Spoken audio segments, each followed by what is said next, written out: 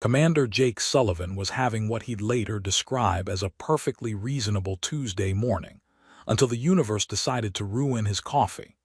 The steaming mug of synthetic caffeine, guaranteed to taste almost exactly like the real thing if you squinted your taste buds, sat cooling on his desk while he stared at the holographic message floating above his communications console. The royal seal of the Andorian coalition rotated slowly in the air, its crystalline geometry catching the artificial sunlight streaming through his office viewport. "Well, this is either spam or I'm about to have the worst day of my career," he muttered, reaching for the activation key. The seal dissolved into streams of light that reformed into an official diplomatic document, complete with the kind of flowery language that made his teeth ache. But it was the signature at the bottom that made his coffee mug slip from suddenly numb fingers. Queen Lyrale of the Andorian Coalition, supreme ruler of 3 systems, keeper of the ancient ways, and once upon a time, the girl with the funny ears who used to steal cookies from the colony commissary. Jake's mind performed the kind of temporal gymnastics usually reserved for hyperspace navigation, as he tried to reconcile the formal title with his memories of a 12-year-old girl who could fix hoverbikes with spare parts that technically shouldn't exist. That was 23 years ago on Haven's Edge, back when the biggest crisis in his life was whether Jenny Morrison would notice his new haircut and not the impending collapse of interstellar diplomacy. The message was brief, which somehow made it worse. "Commander Sullivan, I trust this communication finds you in good health. I hereby formally invoke the right of memory regarding the vow made in the 7th year of the Haven's Edge colonial settlement, Terran Standard 2387. Your presence is requested at Sereth Prime to fulfill obligations entered into under Andorian sacred law. Transport will be arranged at your convenience. I remain your childhood friend, Lyrale." Jake stared at the message until his eyes watered, then read it again. The right of memory. He'd heard whispers about it during his xenocultural training, something about binding promises and sacred obligations that made human contract law look like suggestions written in crayon. But surely they couldn't mean that stupid promise he'd made when they were kids. The door chimed, and Lieutenant Maria Torres entered with her usual armload of data tablets, and that expression she wore when she was pretending she hadn't been eavesdropping through the communication sensors. "Morning, sir. You look like you've seen a ghost, or received word that your ex-girlfriend has declared war on the known universe." "Worse," Jake said, gesturing at the still glowing message. "My childhood friend wants me to marry her, and she's apparently a queen now." Torres paused in her tablet shuffling. "Sir, with all due respect, I'm going to need significantly more context before I can process that statement without having an aneurysm." Jake leaned back in his chair, which squeaked in protest. Another reminder that the Human Defense Corps wasn't exactly swimming in luxury budgets. "Remember those stories I told you about growing up on Haven's Edge? The frontier colony where humans and Andorians were trying to figure out if we could live together without starting another war. The one where you accidentally insulted the ambassador's daughter by asking if her ears picked up radio signals." "That's the one, except I didn't just insult her. I also apparently proposed to her."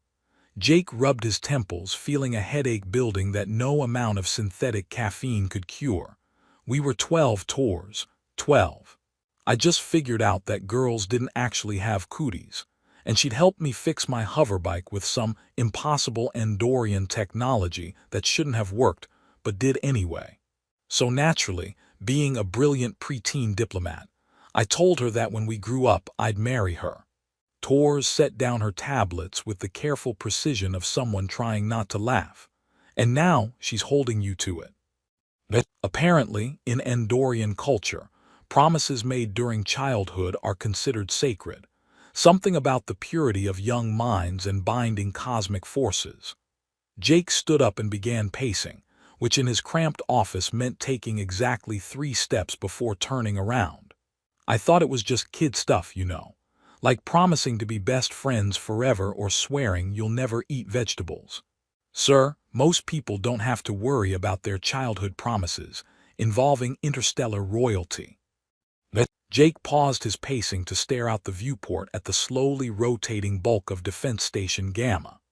Ships came and went in orderly patterns, their nav lights blinking in sequences that reminded him of the bioluminescent flowers Lyreley used to show him in the colony's botanical gardens. She'd explained how they communicated through light patterns, how beauty and function weren't separate things in Andorian thinking. He'd been too young to understand the philosophy, but old enough to be impressed that someone his age could sound so wise. The thing is, Tors, she was actually my friend. My real friend. Not because our parents made us play together or because the colony administrators thought it would be good for human-Andorian relations. She liked the same adventure holovids I did, and she never made me feel stupid for not understanding her technology. Jake turned back to his aide.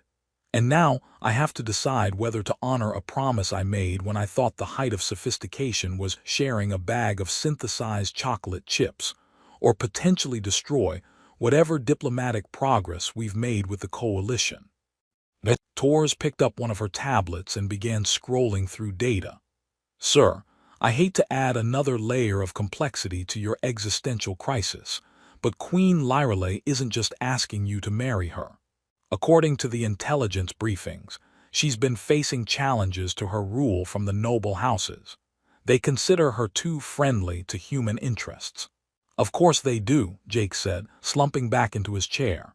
Because nothing says diplomatic nightmare, like childhood promises becoming interstellar politics. The communication console chimed again, this time with an incoming message from Fleet Command. Jake looked at Tors, who was already reaching for the activation key. Shall I tell them you're currently indisposed due to an unexpected engagement? Just tell them I'm having coffee with Destiny, Jake said, watching as another official seal materialized above his desk. And Tors, start researching Andorian wedding customs. I have a feeling I'm going to need all the help I can get. The diplomatic transport Harmony's Edge had all the charm of a flying medical clinic, complete with that peculiar smell of recycled air and nervous sweat that Jake was beginning to associate with life-altering decisions.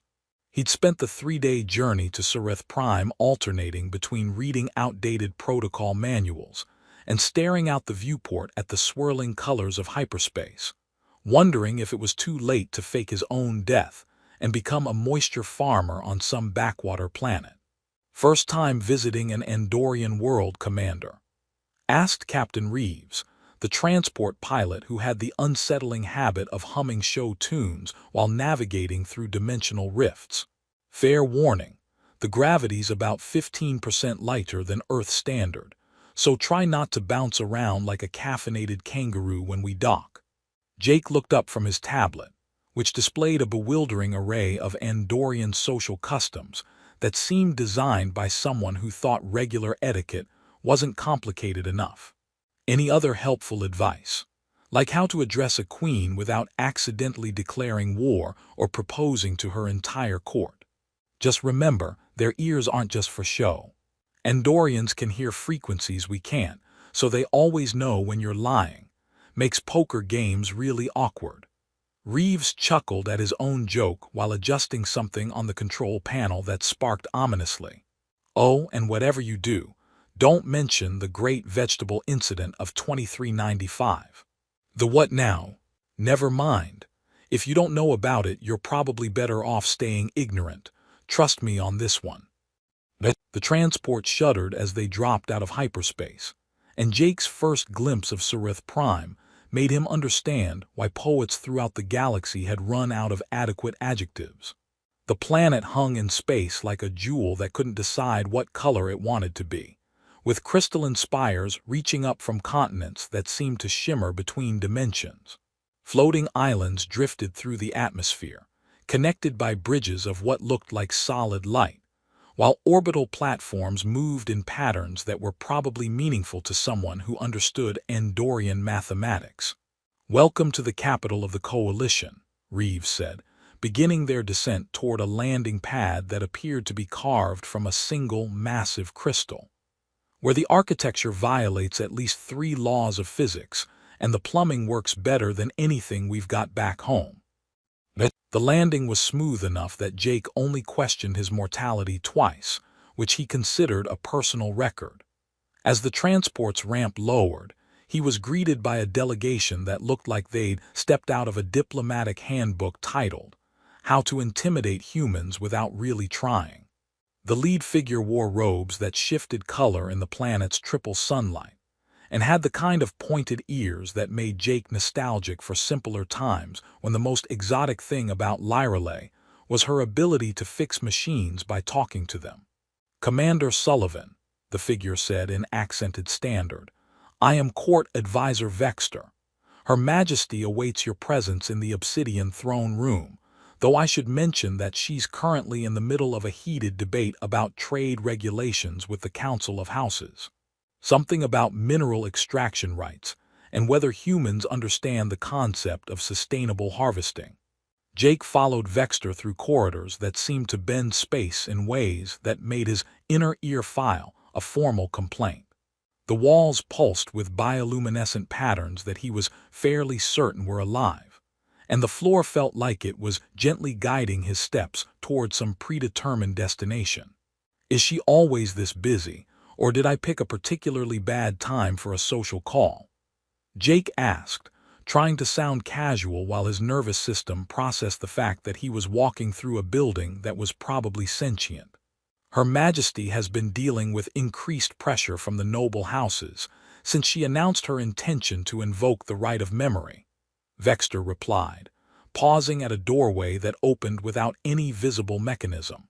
"Many of them consider her attachment to human customs and friendships to be a weakness that undermines traditional Andorian values. Duke Kazarix, in particular, has been quite vocal about the need for more conservative leadership." The Obsidian Throne Room lived up to its name in ways that made Jake feel like he was stepping into the heart of a volcano that had decided to become architecturally ambitious. The ceiling arched impossibly high, covered in what looked like stars but were probably some sort of advanced lighting system, while the walls were carved from black stone that reflected images of distant worlds and civilizations. And there, seated on a throne that seemed to be growing out of the floor itself, was Lyreley. 23 years had transformed the awkward girl with the oversized ears into someone who radiated authority like a small sun. But Jake still recognized the way she tilted her head when she was thinking, and the slight smile that appeared when she was trying not to laugh at something ridiculous.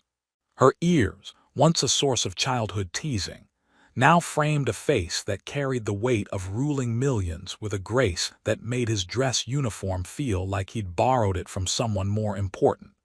"Jake Sullivan," she said, rising from the throne with fluid motion that suggested she'd had extensive training in making everything look effortless. "You look exactly like I remembered, except taller and significantly more terrified." "Your Majesty," Jake began, attempting something that might charitably be called a bow, "I have to admit, when I imagined this reunion, it involved fewer thrones and more awkward small talk about what we'd been up to for the past 2 decades. Lyreley's laugh echoed through the chamber, and Jake felt some of the tension leave his shoulders. "The throne is just furniture, Jake. Impressive furniture that's probably listening to everything we say and reporting back to the Council of Houses, but still just furniture." She gestured for him to approach, and he noticed that her movements carried the same careful precision she'd used when fixing his hoverbike all those years ago.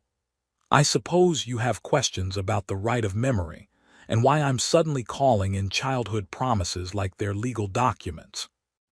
The thought had crossed my mind, along with several others involving words I can't repeat in polite company.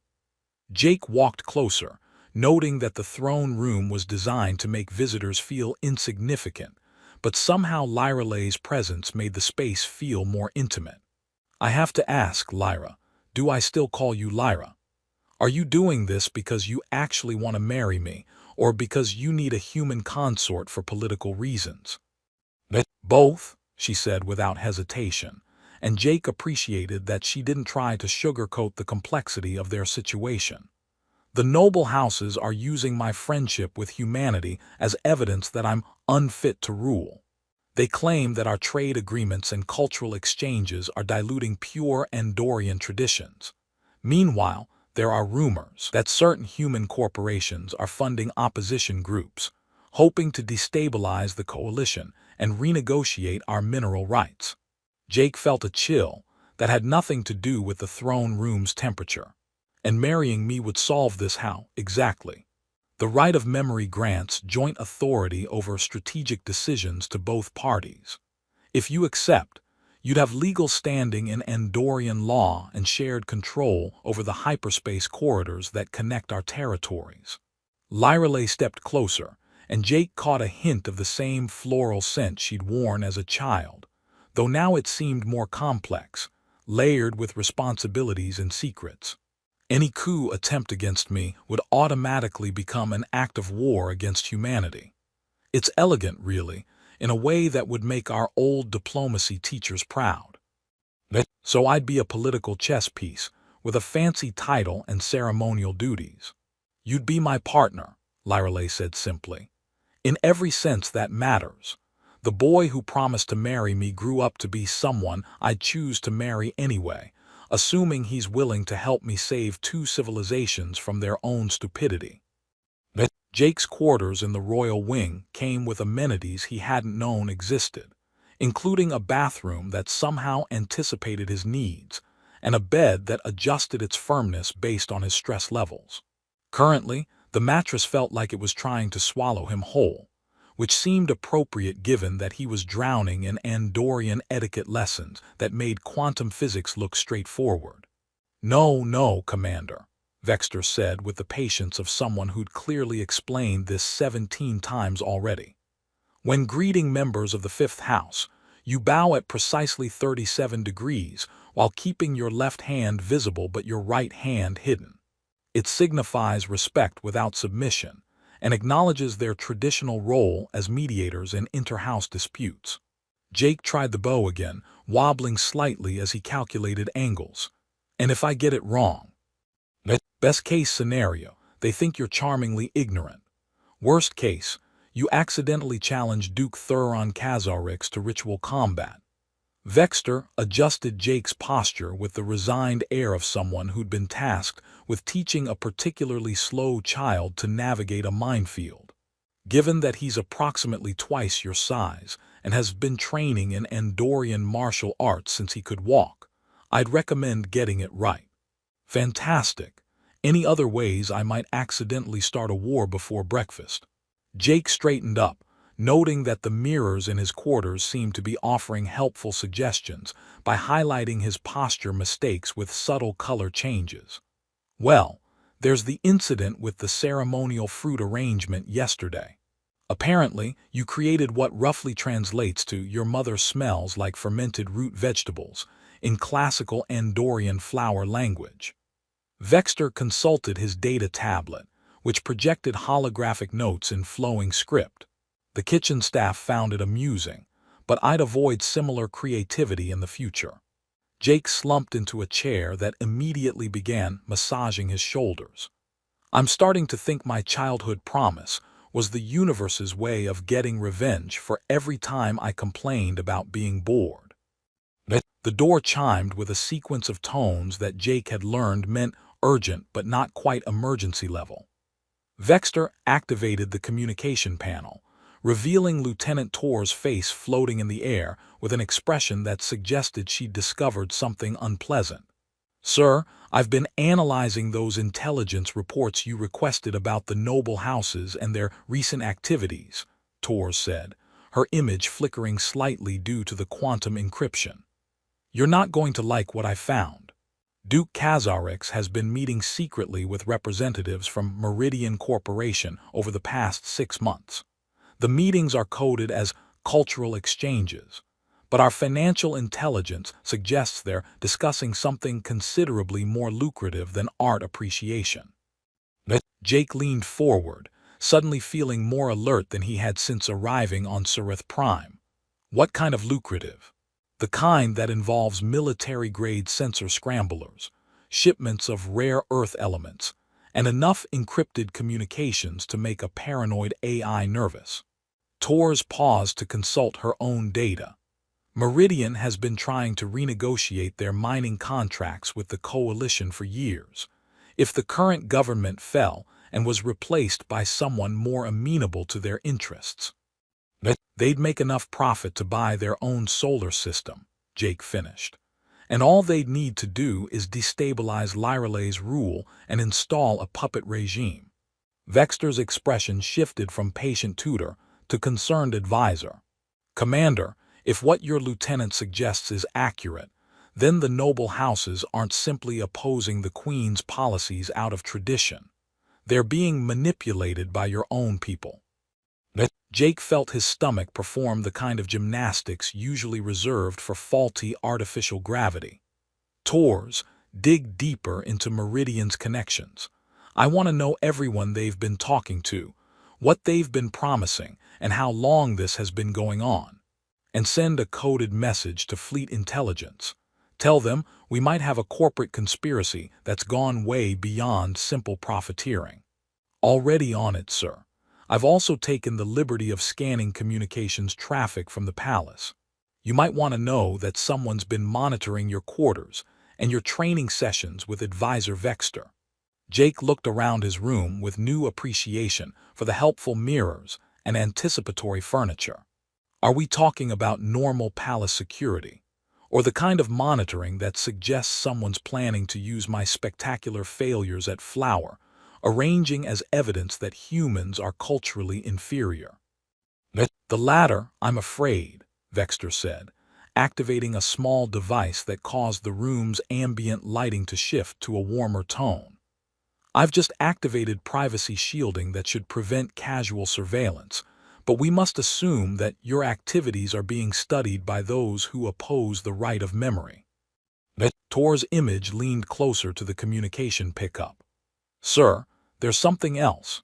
Queen Lyralay has been receiving what appear to be routine maintenance updates on palace systems, but the timing suggests they're actually status reports on your adaptation to Andorian customs. Someone's tracking your progress with uncomfortably precise detail. Let me guess, Jake said, standing up and beginning to pace in the small area the privacy shield allowed. If I fail to demonstrate proper cultural understanding before the rite of memory ceremony, it gives the noble houses grounds to argue that the marriage would be invalid under traditional law. Worse than that, Vexter said grimly. Ancient law requires that both parties demonstrate not just understanding, but mastery of each other's customs. You're learning our ways, but Queen Lyralay would also need to prove her knowledge of human traditions and values. If either of you fails, Jake stopped pacing as the implications hit him. The ceremony becomes void, Lyralay loses political legitimacy, and the coalition falls apart just in time for Meridian Corporation to swoop in and renegotiate everything in their favor. The door chimed again, this time with the urgent pattern that meant someone very important wanted immediate attention. Vexter deactivated the privacy shield and opened the door to reveal Lyralay herself, wearing what Jake had learned was her "I'm trying to look casual while dealing with a crisis" expression. Jake, we need to talk, she said, glancing at Tor's image and Vexter's concerned face. The Council of Houses has just announced that they're invoking the trial of worthiness.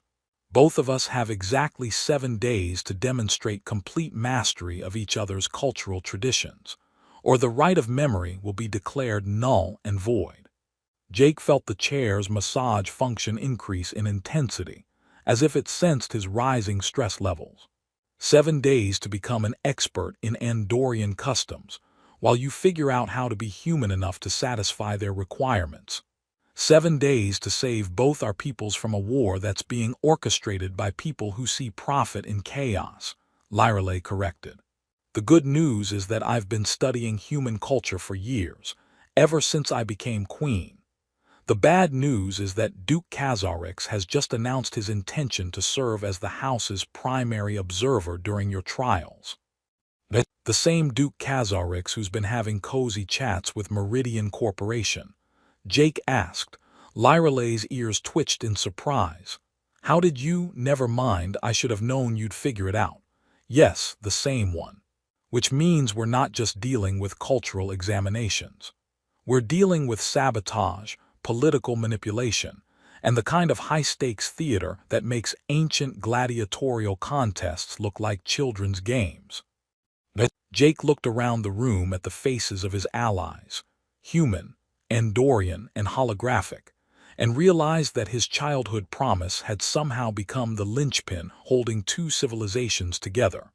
Well, he said, attempting a grin that felt only slightly forced, at least nobody can say my life is boring anymore. The Festival of Twin Moons had turned Serith Prime into a carnival of light and sound that made Jake's childhood memories of colony celebrations look like quiet tea parties. Bioluminescent decorations pulsed in rhythm with traditional Andorian music, while orbital platforms projected holographic displays across the night sky. It would have been beautiful if Jake hadn't known that somewhere in the celebrating crowds, Duke Kazarix's supporters were preparing to tear down everything Lyralay had built. Nervous? Lyralay asked, adjusting the ceremonial robes that made Jake feel like he was cosplaying as someone much more important than himself.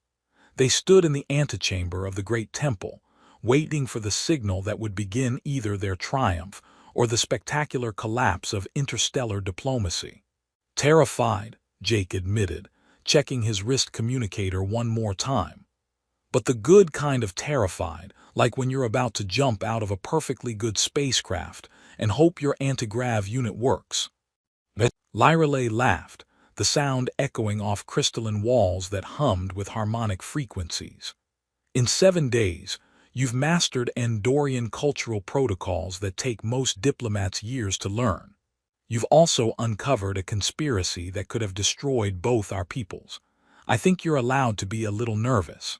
The past week had been a blur of intensive cultural training, interrupted by increasingly frantic intelligence gathering. Jake had learned to distinguish between 17 different types of ceremonial bows, while Tors and Vexter compiled evidence of Meridian Corporation's involvement with the noble houses. The evidence was damning. Encrypted communications, financial transfers, and weapons shipments all pointed to a carefully orchestrated plan to destabilize the coalition and install a more compliant government. Speaking of conspiracies, Jake said, are you sure broadcasting all that evidence during the ceremony won't cause a diplomatic incident that makes our current problems look simple? Jake, they're planning to overthrow my government and probably assassinate both of us if the right of memory fails. I think we're past worrying about diplomatic niceties. Lyralay's ears twitched with amusement. Besides, there's something poetic about exposing traitors during a ceremony that's supposed to symbolize the union of our peoples. The temple doors began to glow with the warm light that signaled the beginning of the ceremony. Jake could hear the crowd gathering outside, thousands of Andorians and humans who had come to witness either a historic alliance or its spectacular failure. No pressure at all.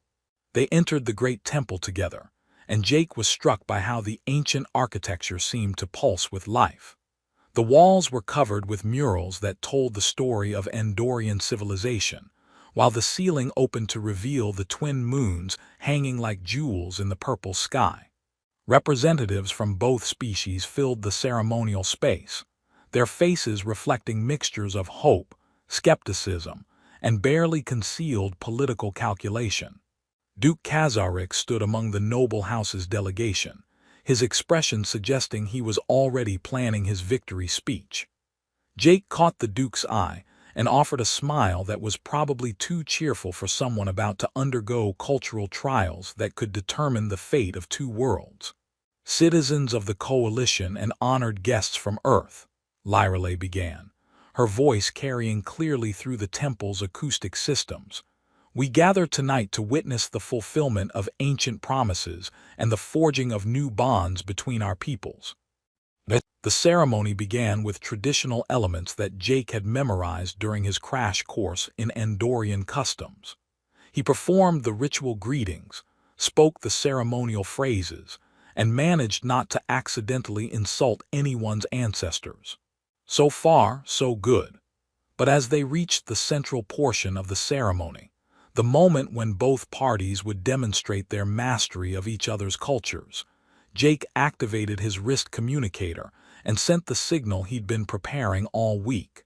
"Before we continue," he said, his voice projected by the temple's systems, "I believe it's important that all witnesses understand the full context of tonight's ceremony. Lieutenant Torres, please proceed with the intelligence briefing." Tor's holographic image materialized above the ceremonial altar, causing gasps and murmurs from the crowd. "Citizens of both worlds," she began, "over the past 6 months, Meridian Corporation has been secretly funding opposition to Queen Lyralei's rule. They have provided weapons, intelligence, and financial support to noble houses, planning to overthrow the legitimate government of the Andorian coalition." The evidence unfolded in holographic displays that showed financial transfers, recorded communications, and shipping manifests. Jake watched Duke Kazarix's face as the Duke realized that his private conversations with Meridian representatives were being broadcast to the entire ceremony. The goal, Torres continued, was to destabilize the coalition, install a puppet government, and renegotiate mining rights to benefit human corporate interests at the expense of both our peoples. The crowd's reaction was immediate and loud. Andorian voices rose in anger while human representatives demanded explanations. In the chaos, Jake noticed several figures moving toward the exits, Duke Kazarix's supporters attempting to flee before security forces could detain them.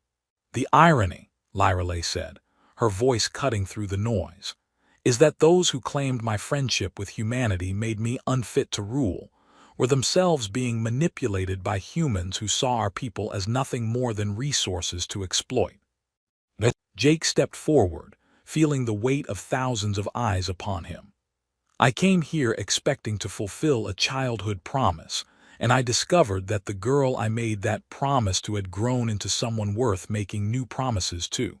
Not because she's a queen, but because she's someone who puts the welfare of her people above personal gain." The ceremony continued, but now it felt different. What had begun as a political necessity transformed into something genuine.